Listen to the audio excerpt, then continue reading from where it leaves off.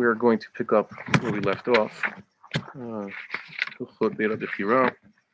But first, I'd like to make a note. I had a very interesting idea come across. I put something on this forum blog, basically the summation in English of the series of shiurim that we had during the summer about the sanctity of the temple, the eternal sanctity of the temple, Maimonidean view on that. And one of the assertions that I made, I argued that according to the way Rambam understood the sugya, there was nothing that was not offered in the sanctuaries at Nov and Givon during the time between the destruction of the sanctuary at Shiloh and the building of the temple in Jerusalem. Now, I know that among the Tanaim, the authorities of the Mishnah, there were those who said that there were types of sacrifices not altered. Most prominently, Rabbi Shimon felt that because individuals could not offer a hatath, a sin offering, on their own bamot, which was private altars outside of the central sanctuary, so too in the central sanctuary at the time, which was at Givon, it was also forbidden, or not forbidden, it also was the fact that that sin offerings were not offered. Nafkamina is every musaf of the holidays, except for, that is, any day that there's a musaf except for the Sabbath, an additional offering. So that would include Rosh Chodesh and every holiday. There's a he-goat for a sin offering offered, a hatath, or a seir hatath. And he claims that that was not offered during that time, among all the other hataoth, which would be surprising. There are those who disagree, and I think Maimonides, for what it's worth, this is obviously something that's not going to become halacha ever again, but it's just saying that historically speaking, the halacha was what it was, and that's how it was, and it's not like Rabbi Shimon. So someone sent an idea that actually I had just written about earlier this week, which is in the Gemara of Makoth. It's mentioned that King David felt hurt, and God had to comfort him for the fact that people were saying, when's this old timer going to die so that we can go Ali Ala Regel? That is, we're waiting, they're waiting for the temple to be built so that they could go on pilgrimage, and David was holding up the show. Why was he holding up the show? Because God had said that it would be built by his son, not for David, and he had to wait to pass away. It says that explicitly he couldn't even abdicate and let Solomon build it. It says only once his days were full and he would lay with his fathers would God raise up his son after him to build the temple. Now, it's the example there. It says that when is this old man going to die, and we could la'alot laregel? When could we go up on the pilgrimage? Now, pilgrimage is specifically what they do on the three regalim, the three pilgrimage holidays.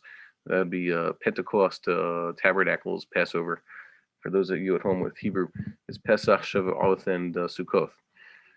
And he said, well, he wrote to me, this shows that at the time, in King David's time, when the sanctuary was at Givon, they did not have the mitzvah of pilgrimage. They did not go up to Givon, I guess, on the holidays. And I wrote to him, no, that's a little bit of a mistake. One, I could be very wrong about this. I have to look into this further, because I don't know everything. But I'm pretty sure the Tanaim do not discuss this. They don't discuss this as an nafkamina. They talk about which sacrifices were not altered, but offered. And they discuss understandings of where sacrificial foods were eaten, like Maaser Sheni and Bikurim, and, well, not Bikurim, Maaser Sheni and Neter Revai. Those are discussions, as we wrote about in the Hebrew summation there. But this is not one of them, at least as far as I know. Further, I pointed out that the type of person who would be of the impression that David was holding up the construction of the temple. Remember, that was his idea. He was the one who created this movement in Judaism that there should be a temple.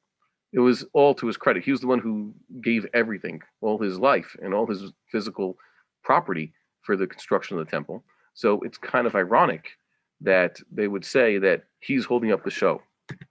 So that's the first thing. And second, that they would actually verbalize their feelings that David was actually doing that. That's a little bit chutzpahdik and to their king. So the type of people who had this perception that it was David actually holding it up, when it was all him who was doing it, and that he had to die and they could let him know about it, that was obviously the type of people who have a mistaken halachic impression. That is similar to what we have today. You tell people, well, Just an example, a personal example. We were trying to get people to prepare for Korban Pesach. So here, this is what you need in order to conduct the Seder with a Korban Pesach. I know that less than 1,000 Jews have acquired this Haggadah. How do I know? Because I'm the one who printed it, and I still have a few left of the original print run of 1,000. So that means less than 1,000 people have had it. You ask people, are you going to get ready for Korban Pesach this year or the last year? They'll say no. Why? Because there's no Beis HaMikdash. Even though they're unaware of the fact that we hold la halacha that all the sacrificial service can still be conducted today. We're going to see that. It's what Rambam's going to talk about in further parakim. There is a commandment to settle the land of Israel. There is a commandment to rebuild the temple. There's all these commandments. And unfortunately, even good from Jews are of the impression that these commandments are not in effect until the temple is constructed, which is not true. Tomorrow morning, God willing, when the temple will start with the construction of the temple and put an altar in place and begin with the sacrificial service immediately, that will be before the temple is constructed. But most people aren't going to consider that. So there's nothing new under the sun. People are of the mistaken impression that what's stopping them from performing these commandments is specifically that there is no temple. Okay, hold on. People are having a problem getting into the shir.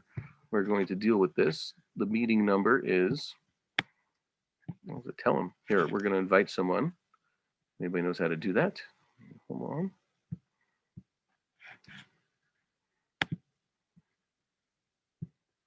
So people will be of the mistaken impression that what's holding them up is, or let's say Mashiach will come. How many people do not consider seriously settling the land of Israel? Or as they say, make aliyah, which a verb I don't like. You don't make aliyah, you immigrate, or you ascend. So people don't consider these things because the Messiah has yet to reveal himself. But what are you going to do? Really, we have a commandment to move to the land of Israel, even if the Messiah has not fully revealed himself. Could very well be, as we know, that he's among us and just waiting. We're holding up the show, basically. We're specifically in the 3rd chapter, a few more halachot. He's talking about here the incense altar. I am indebted to Rabbi Menachem Makover, or Makover, if you want to say it with an English accent. He is formerly of Machon Mikdash. He was involved in the production of their temple implements. And he's also put out a number of wonderful Sfarim, which you should get. If you don't have them in your local study hall, you should have them. Show them to your children. Get excited about it, about the temples, the first temple, the second temple, the third temple, God willing, and about the Korbanot. Very good books. I really enjoy them, especially their visual aids. And I'll have to credit him with leading me to seeing this a few years ago, and also Shtickle Torah, which we will now hear some of. First, it talks about the incense altar, which is made out of gold. As described in this week's parasha, Truma, the incense altar was made out of wood. Actually, it was in this week's parasha. I think it's actually toward the end. It's maybe even next week, because it's going to be connected to Kitisa and the incense that would be offered on it. The golden altar was made out of wood and surrounded by gold. And it was basically what you and I call kli. That means an implement. It wasn't connected to the ground.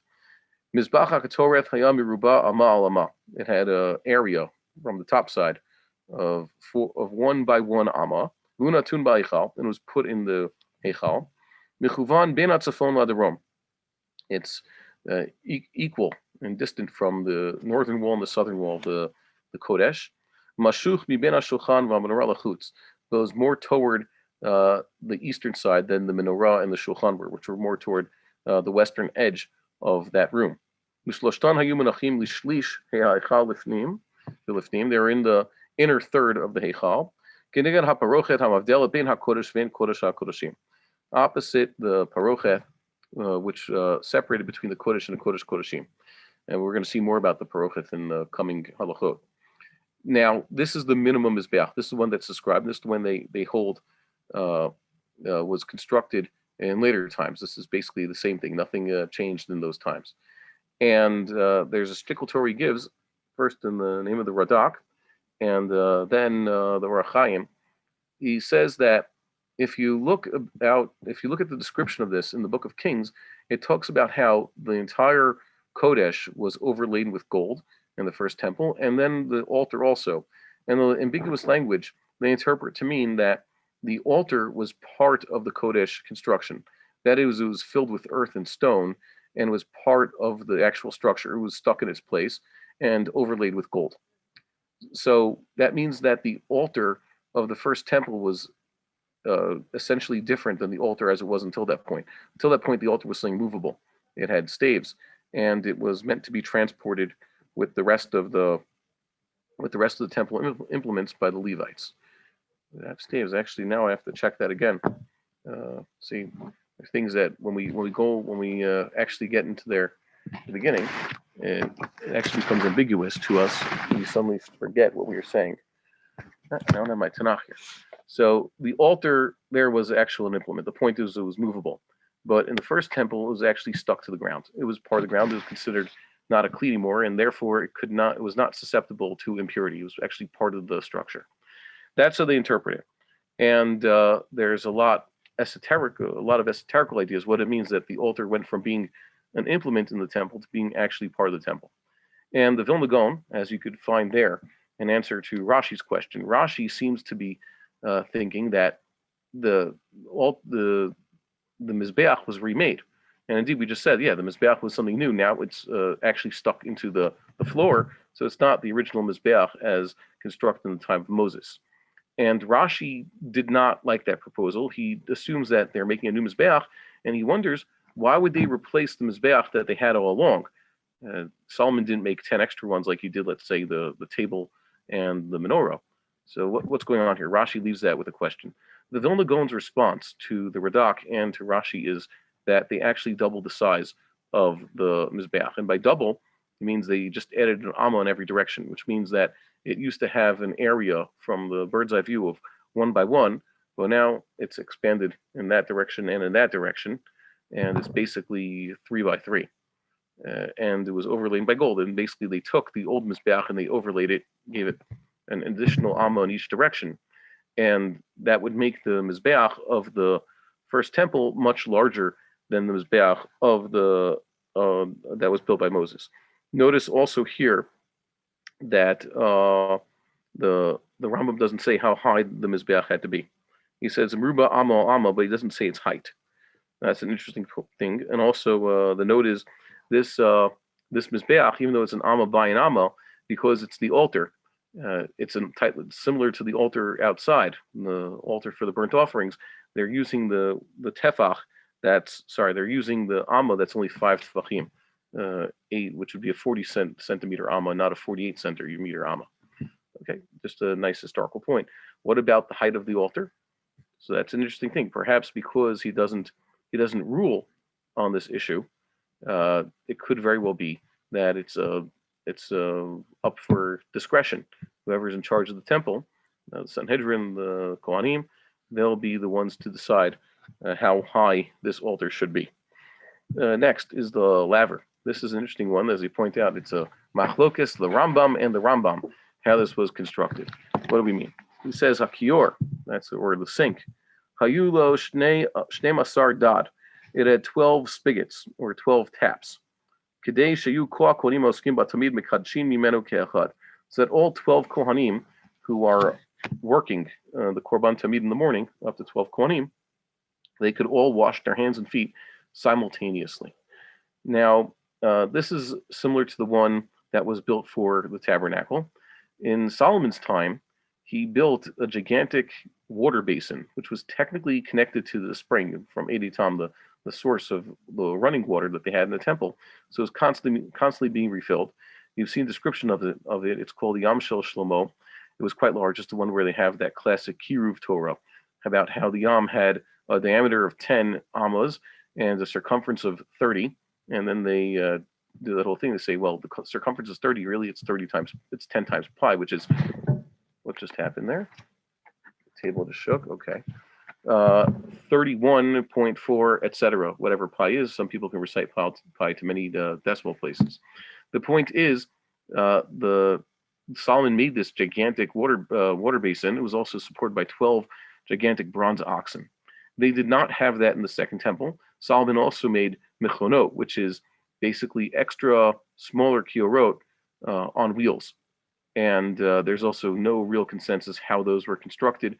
They bring in the various encyclopedias, including Rabbi Makover's own version, every different Rishon's schematic, how he would draw these mechonot, how they should look. But those did not return in the Second Temple. They went back to the old way. So they had this kior from which 12 kohanim could wash their hands at the same time. And that says, "Umuchni asulo shiuba hamayim tamid v'hichol kadei shelo yu hamayim sheba nifsalim b'lina." The once water is put into a sacred vessel, an officially sacred vessel, and it's sitting there, and overnight, then that water is disqualified. So let's say they had a kior, it's just basically one big container of water. If they filled it with, I don't know, let's say 2 cubes, 2,000 liters of water one day, and they only used half of that water, the rest of the water would have to be spilled out by the morning because it was disconnected from the ground. It's sitting in a sanctified vessel. So the muchni, which apparently is from the Greek terms, it's not of a Hebrew root, from the word mechanics. So this muchni prevented the water from being spoiled overnight. And the Gemara says there, like the Ravad says, that reading Zvachim and Yoma, it seems to be a machine, and they draw this crane-like thing, Rashi and Ravad, based on the Gemara over there. They show the nice picture there. That's Machon Mikdash's picture. It was a crane basically on a pulley, and they would lower the kior into a mikvah, which had its entrance there in the temple courtyard.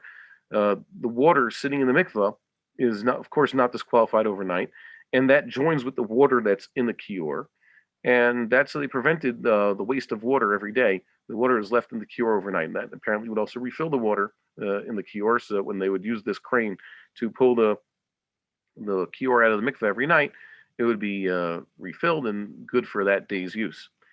So the thing is that even though that seems to be what the Gemara says, Rambam doesn't say that. He seems to be saying the muchni is kadei shelo yu amayim sheba nifsalim blina shakior miklei kodesh mikadesh v'chol davar shekdesh miklei kodesh im lo nifsal. He's saying it's something, an alternate source, an alternate place to store the water. That is, like this picture shows you, it's a tank on top of the tank. That is, the water would first be put into the muchni, and the muchni is not considered an official kli that is sanctified. And only when they really need the water would they, I guess, turn the spout or whatever it is, open the valve that would allow the water to descend from the muchni into the actual kior, and that's what they would use. It's basically a 2-chambered kior. The upper chamber is non-sanctified, and the lower chamber is. And only once they're ready to actually use the water would they open it up and put it into the kli of sanctification, the vessel of sanctification. That's what Rambam says here. As you see, the Ravad challenges him. It's not what's classically thought of, but the problem is that we're going to see in Biyat Mikdash, in the 5th Perek, where the Rambam basically goes back and says, it describes this machine, and we're going to see that in its place. So what is the muchni? Is it like they were understood here? All the Mefarshim point this one out. I guess it's first Rambam, second Rambam. He didn't get around to fixing it. I don't know. Or maybe you could actually read it here. Everybody understands the Rambam to be saying that he's talking about another vessel and not the crane and the pulley and all that. And even the Ravad did, of course. But later on, he mentions it. So we're going to leave this again with another Tzarich Iyun. What will be done? What was the Rambam's actual belief? And what was done? Okay, history, we can't go back in time, but at least we can decide, we can see what a Sanhedrin will rule in the future. Let's begin with the 4th parak. This was the subject at the beginning of the series of shiurim we had in Hebrew back in the summer, what I wrote about earlier today. I described something I wrote about and I just described earlier. We're going to see it's the place of the Mikdash. How do you know where to put the Mikdash? Well, we know where to put the Mizbeach. That's a specific place. But technically speaking, how much place is between, or how much space is between the place of the altar and the Holy of Holies? The Holy of Holies is supposed to be off to the west of the place of the altar, but how far can you go? Well, the Temple Mount is, a certain size, so it has to be somewhere there. Yes, it does have to be somewhere there, but how far? The space is very specific. Halacha says, Even hayitha b'kodesh hakodeshim b'ma'aravo, v'leh haya haron munach, lefanam tzedek haman matei Aaron. There was a stone resting in the western part of the Kodesh Kodeshim. That's another thing they challenged, the western part. Some say it was in the middle. Okay, but in the western part, and that's where the ark sat. Lefanav Tzimtzenet Haman Umate Aaron. And in front of it was the jar of manna that Moses had stored, Umate Aaron, and the Aaron's staff. Uva'et shebana Shlomo et habayit v'yada shesofo lecharev, bana makom legnoz bo ha'aron l'mata b'matmuniot amukoth v'akalkaloth. And it says that when Solomon first built the temple, he knew that it was going to be destroyed. So he made a hiding place for the ark. Somewhere deep down, in a hidden passage, hard to get to. A kakaloth means a twisting passage, because I'll say somehow it would ended up being under the Deir Eitzim, which we're going to see on the map soon. Next time, it's significantly far to the east, the northeast corner of the outer courtyard, which is not that far when you think about it. You could walk there very easily. That's apparently where it was according to the Mishnah, but it's not like there's a trapdoor right there, but there's a way to get there somehow. Don't forget, a lot of the Temple Mount we're going to read is very hollow. It's built on archways and other things, just like in the Old City. When you go down into the so-called Kotel tunnels, those are not tunnels. Large parts of the Old City in Jerusalem are built just over these older structures. And even the Kotel Plaza, you've seen them digging up. The Shivata Kotel is basically sitting over an older neighborhood. And they just threw pillars down there and built above it. All the streets in the Old City, those are not street level. That's just built on top of everything else. So too, these large parts of the so-called the Arab Quarter, it's just built on older Crusader era buildings that are quite huge. If you've been down there, you realize these are not tunnels. These are just older buildings on which they built them. So the Temple Mount is no exception. What we look at as the Temple Mount now, it's basically been hollowed out. There are retaining walls there. You could actually go see ground level is significantly below the prayer area under the arch. Yeah. So obviously there's a lot of place to hide the ark under the Temple Mount. And as we said before, it's kind of weird that Maimonides here seems to be ruling on a matter of historical dispute. Even among the sages, it is not clear what happened to the Ark of the Covenant. There's a few suggestions. Was it taken away by the Babylonians, hidden somewhere else, etc.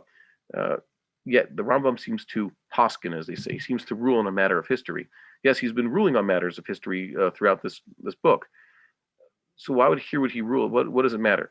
And the Meshech Chochmah and others wanted to say, and there's a brisker Torah about this, that is what grants the Temple Mount its sanctity, the fact that the Ark is still there. Rambam had to say the Ark is still there because if the Ark were not there, if it was hidden somewhere else beyond the temple, then the temple loses its sanctity. Of course, the question I had was, so it doesn't have to be in the Holy of Holies, just because it's somewhere on the Temple Mount, under the Temple Mount, that's good enough.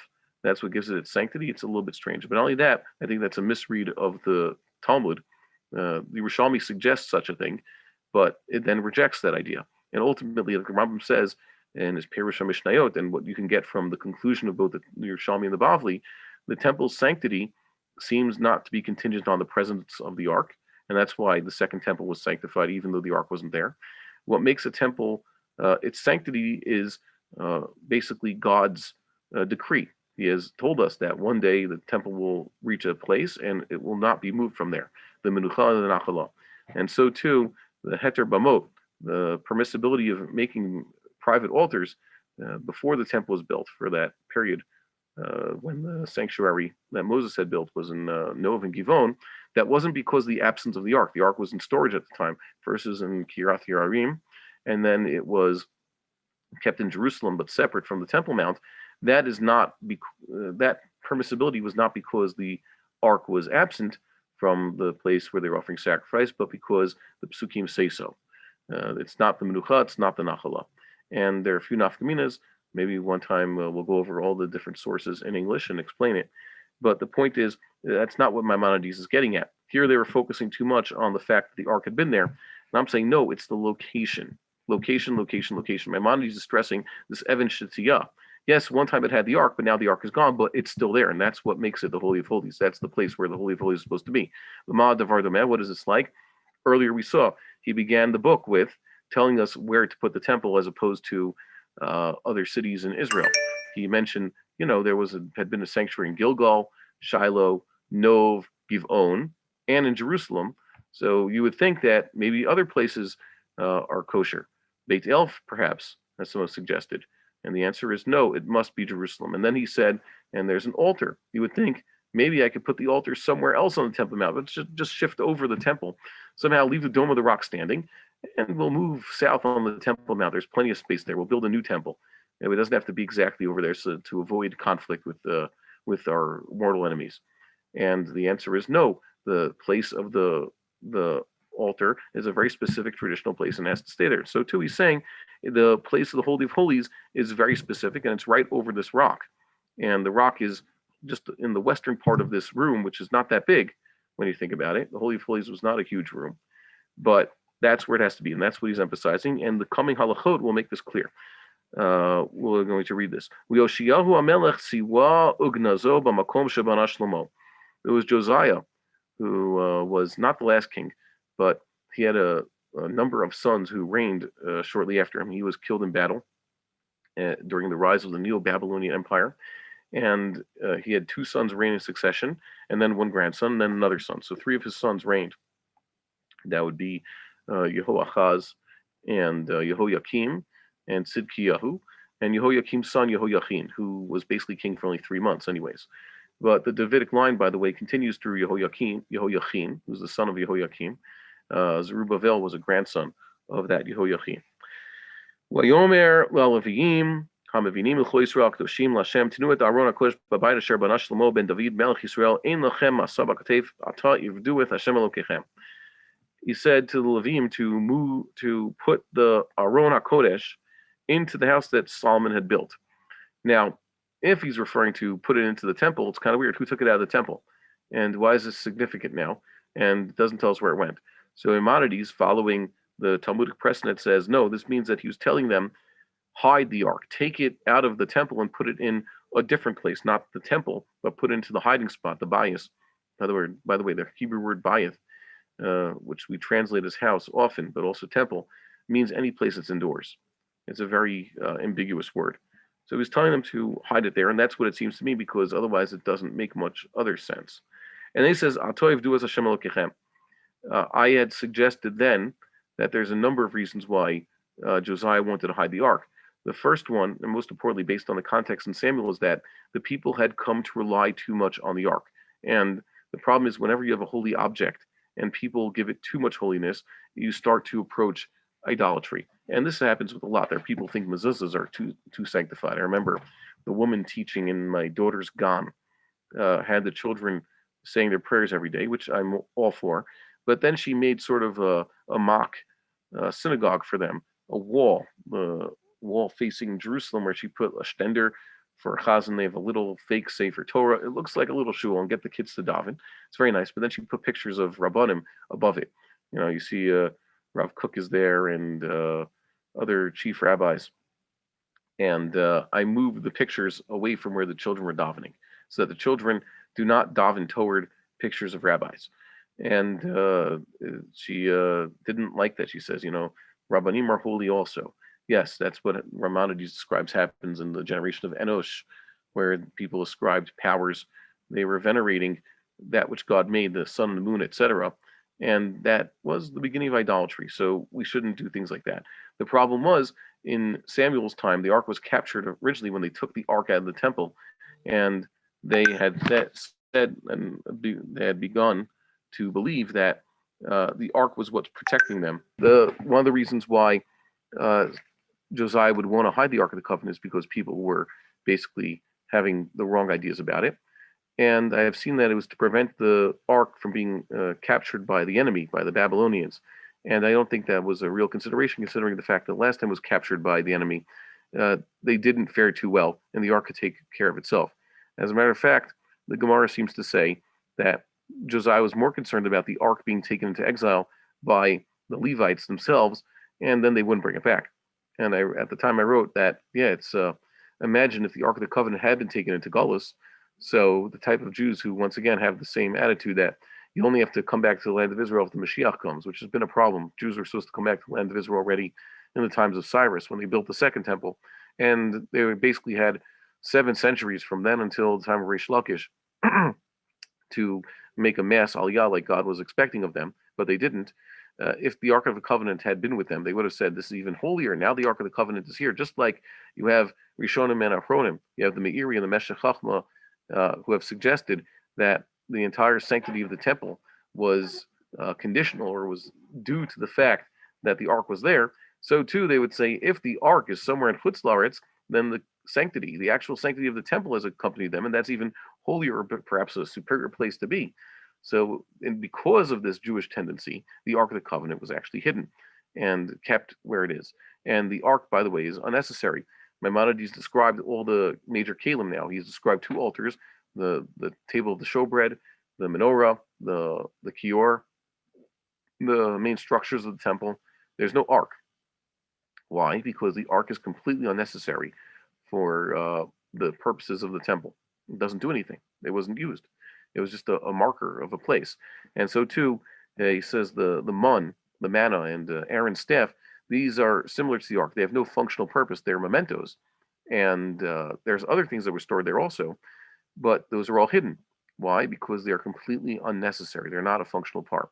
And as we saw also, perhaps the kruvim that adorn the Ark, those are a necessary thing. Like Maimonides says, they instill certain beliefs in people. They represent certain beliefs about the idea of nivuah and how there's angels exist, etc. But they were made replacement kruvim. The Solomonic kruvim were still there; those were not hidden, and they made new kruvim for the second temple also that they overlaid with gold and they basically affixed the walls. So that's not what's missing. That's not necessary facet. The ark was not something that they needed to really look for, and that's why it says now serve God, because now that the ark is hidden, they'll have a pure religion. They won't be distracted by things like the Ark of the Covenant. And unfortunately, like we said, sometimes people attribute too much. Like they say a Sefer Torah, they consider them magical powers. Now we have segulas and all sorts of things. Maimonides wasn't exactly a big fan of amulets. And we should try to avoid these types of ideas and these objects and ascribing power to objects as much as possible. Why? Because objects are just objects. And it's been a mistake throughout human history. He says, among the things that were hidden with the ark, you have the Aaron staff and this jar of manna and the anointing oil, which, as we'll see later on, was also technically unnecessary. The anointing oil, for temple purposes, was used to anoint all the original vessels and the original Mishkan, but as we're going to see later, it became unnecessary after that point. Normally, a vessel for the Mishkan had to be anointed before it could go into service, but in the future and any time after that point, any time a vessel is first used, that's what sanctifies it. It doesn't have to be anointed. And what about the high priest? Don't you have to anoint them? The answer is, technically speaking, there's a commandment to do so, but the high priest also steps into the role just by putting on the vestments of the high priest. So it's technically unnecessary. And as we saw, there's one halachic nafkamina between a high priest who's been anointed and a high priest who's merely taken up the job by wearing the right clothing. None of these came back in the second temple. And we're going to see later with regards to the fabrication of anointing oil, there's no commandment to make anointing oil. There's a commandment to keep the anointing oil and not make new anointing oil. And there's only one time in history when it was done. It says Moses himself compounded it. The Gemara describes how he did it. Maimonides brings how he did it with all the different spices and the water and boiling it out and the oil. And there's no reason to make more, and it lasted. And yeah, so there is no reason why we should go looking for these things anyways. I also said that the anointing oil fall into the wrong hands. That could be a problem. What would happen if the anointing oil would fall into, let's say, one of the heretical movements of the Second Temple times, the Sadducees and the Baitusians, and eventually the Christians all have their roots in later Second Temple times. Can you imagine the Sadducees had control over the temple at certain points? If they had access to anointing oil, they would have said, look, our high priest is anointed. Now he is perhaps more of an authority. Perhaps he's more official. He is better than any other, let's say, rabbinite or Pharisee high priest.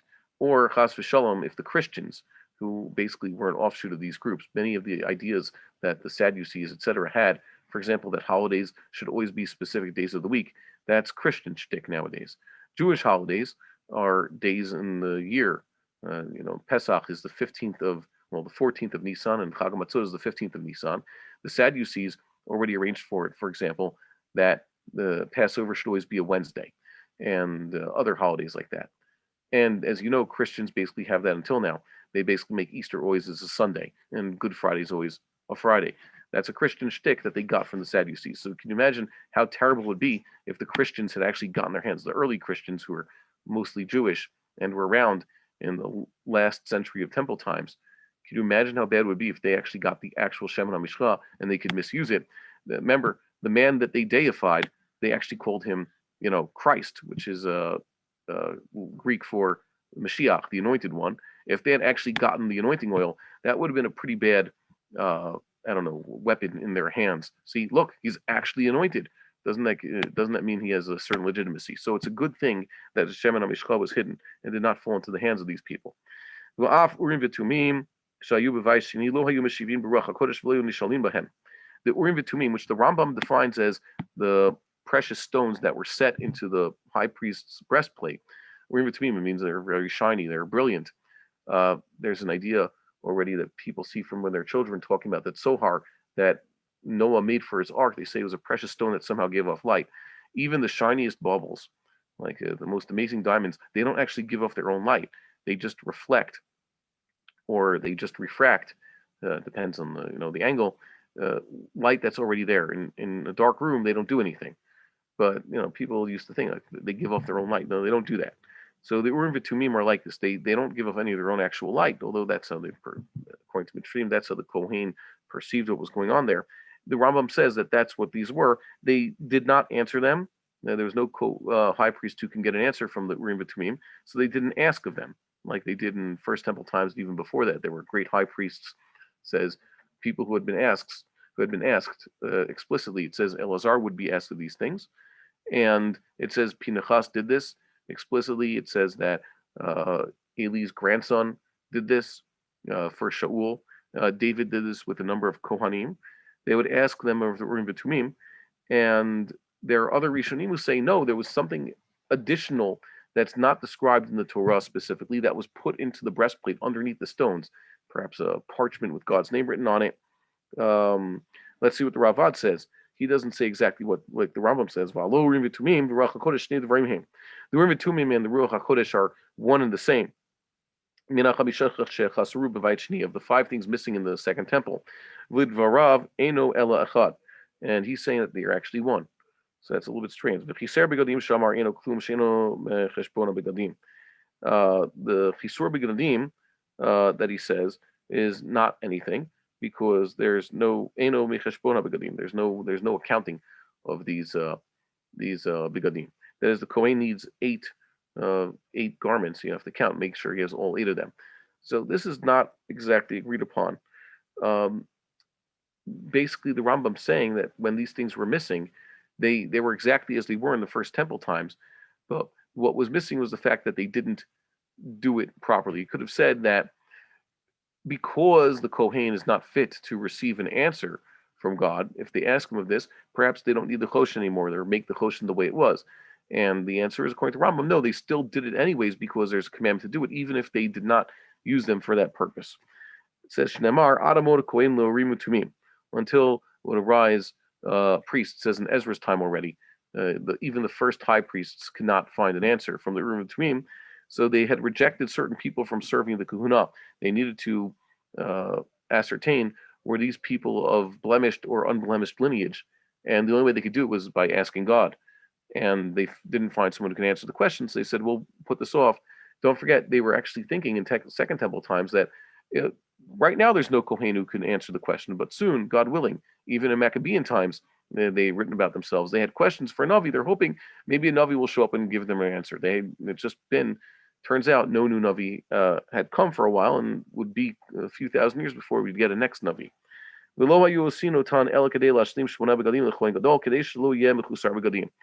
Rambam's saying here, the only reason why they made these breastplate stones was because they have commandment. You have to have all of them there. That's what the Ravad is saying. It's that, of course, they would make the Urim V'Tumim. What's the question? They would make these things that the Rambam calls Urim V'Tumim. According to the Ravad and others, Urim V'Tumim were not in the second temple, but they were not the essential garments of the Kohen Gadol. It was something additional inside the breastplate. I've seen a few pshatim, but that's not relevant for now. Like I said, the Rambam would not believe that writing a holy name, for example, on a parchment can somehow give the in between the ability to do anything. There's no such thing. He decries that in Moreh Nevuchim. People thought that writing different combinations of holy names, etc., has the ability to affect things in this world, and he says it's of course nonsense.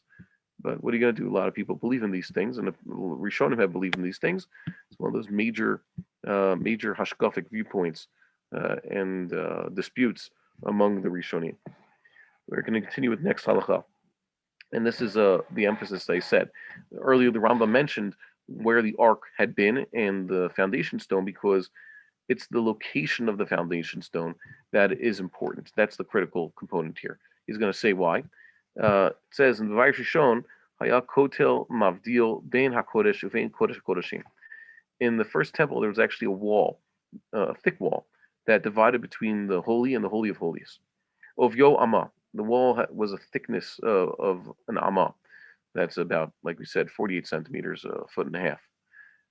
And there was actually a very wide opening in the doorway.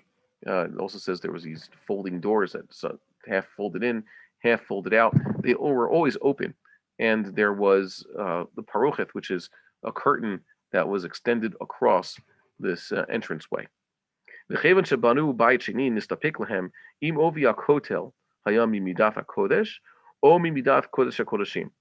were rebuilding the second temple, they were confused. Is this thickness of the Amma, the thickness, is that considered part of the Kodesh or Kodesh Kodeshim? Which room was technically got the thickness of this wall? I forget, the opening in the wall was quite a large opening. They decided that the Holy of Holies should have from east to west, it should be 20 Amos. Wasu Kodesh Arba'im Amma Tmimot, and the Kodesh, the outer room, the holy, where the menorah, etc., were, that would be 40 Amot from east to west, a total of 60. V'lo banu kotel b'vayit sheni ela asu shtei parachot, and they didn't build this wall anymore because they were concerned which room should lose an Amma. Should it be that the Kodeshim is 19 Amot across, and then thickness of the wall, and then 20 Amot in the Kodesh, or 9 Amot. 19 Amot, and then the Amma, and then 39 in the Kodesh. Who should lose it? I'll read the numbers again. Asu Kodesh Kodeshim Esrim Amma, and the Kodesh was 40 Amma, twice as much, and they made thickness of one of them. So who's going to lose it? And they didn't know. So they put two parachot. Achat mitzad Kodesh HaKodeshim, v'achat mitzad HaKodesh. One on the side of the Kodesh and one on the side of Kodesh Kodeshim. Two parachot.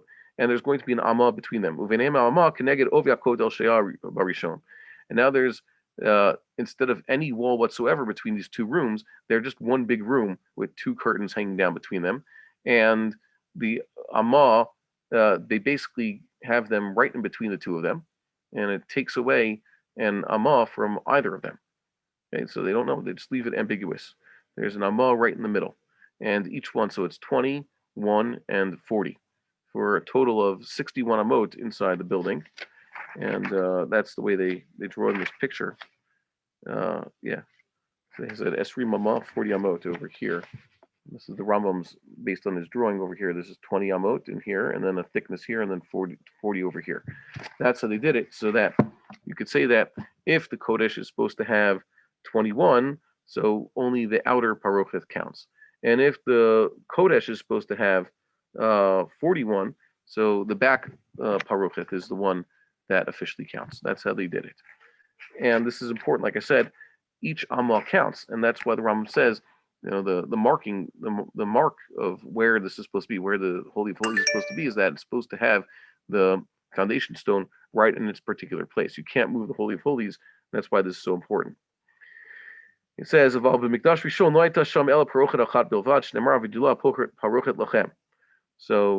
it says in the first temple, all they had basically was one parochet in the doorway, and there was actually a wall between the wall. Above this door, there was a wall that went all the way up to the ceiling. And, some point out that there was actual doors in between them also. Aside from Parochet, there was doors that could technically close. They didn't have that in the Second Temple. And the parochos was something that was also a big deal if they had to clean it.